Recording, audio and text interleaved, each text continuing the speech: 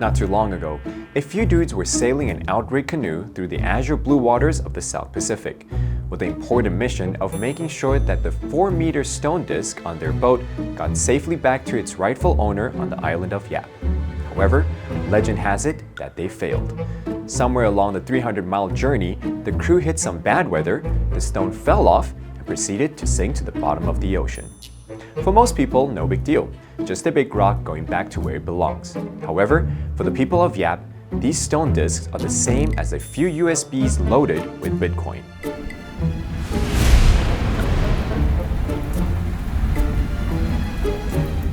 So, when the guys got back to the island, they told everyone the bad news. After some discussion, everyone also agreed it was no big deal. The stone's rightful owner could still use it to buy whatever he wanted, even though it was now officially the new home to a family of lucky barnacles. Economists around the world drool over the Yap because their currency reflects the fascinating nature of money. Namely, that society's collective belief in certain objects having value is the phenomenon that gives them value. There's nothing inherently precious about a 4-meter stone disc, but on Yap, you can buy anything you want with a stone disc for the simple fact that everyone agrees that you can buy anything you want with a stone disc. However, currency isn't universal and changes in form across time and culture. For instance, if you were to use a 4-meter stone disc to try to pay your debt to a medieval king, he'd probably kill you.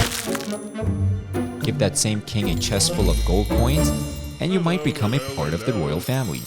You'd think that since there's nothing intrinsically valuable about money, people would be a little more skeptical about spending their lives chasing paper. But we all overlook this scary thought because currency makes buying and selling things very, very convenient. Without money, doing business becomes a lengthy process of trying to find the exact right person with exactly the right thing.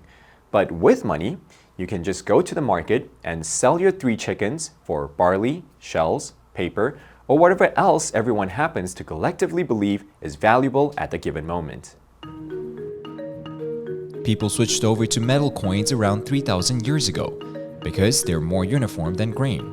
When selling something with barley, your prospective buyer could argue that your grain doesn't taste as good, or that each kernel is smaller than the guys across the river. But an ounce of gold is an ounce of gold, no matter who you are or how you weigh it. For hundreds of years, people carried around sacks of heavy coins with them everywhere. Eventually, people found metal clumsy and tiring. So merchants invented paper money in the late 1600s. At first, paper notes were little more than IOUs, saying that whatever you wanted, you could go to the bank and exchange your bills for gold. This system evolved, financed global reconstruction after World War II, and lasted until 1971, when the US said that you couldn't exchange dollar for gold anymore. This gave birth to the kind of money that we use today, formerly called fiat currency. This type of money can't be exchanged for a set amount of anything.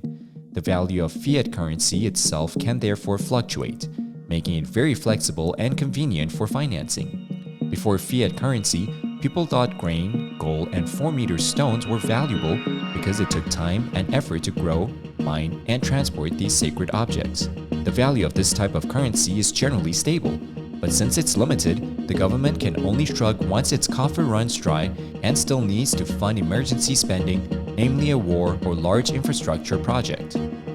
Fiat currency solves this liquidity problem. Now governments around the world have cash on demand. They can print money, or better yet, press some button and voila, dollars appear in banks across the country. Even though the government can now magically create money out of thin air, dollars still have value the same way gold coins does. It's only worth something because we believe it's worth something. It's too bad we can't believe ourselves into becoming billionaires. Pumping too much money into the system lower the value of each dollar, and in turn, how much stuff you can buy with each paper note. Think 1920s Germany, when people needed a wheelbarrow full of cash to buy a loaf of bread, or Taiwan in the 40s, when the wages you got on Friday were practically worthless by Monday. Given that the value of money can change at any minute, it is really a miracle that we can place so much faith in the number in our bank account. But it's hard to say something's wrong when you can give 100 NT to the guy at 7-Eleven and walk out with 2 cans of Taiwan beer and an ice cream bar. For now, let's all just keep trusting in the little elves that print our magic money.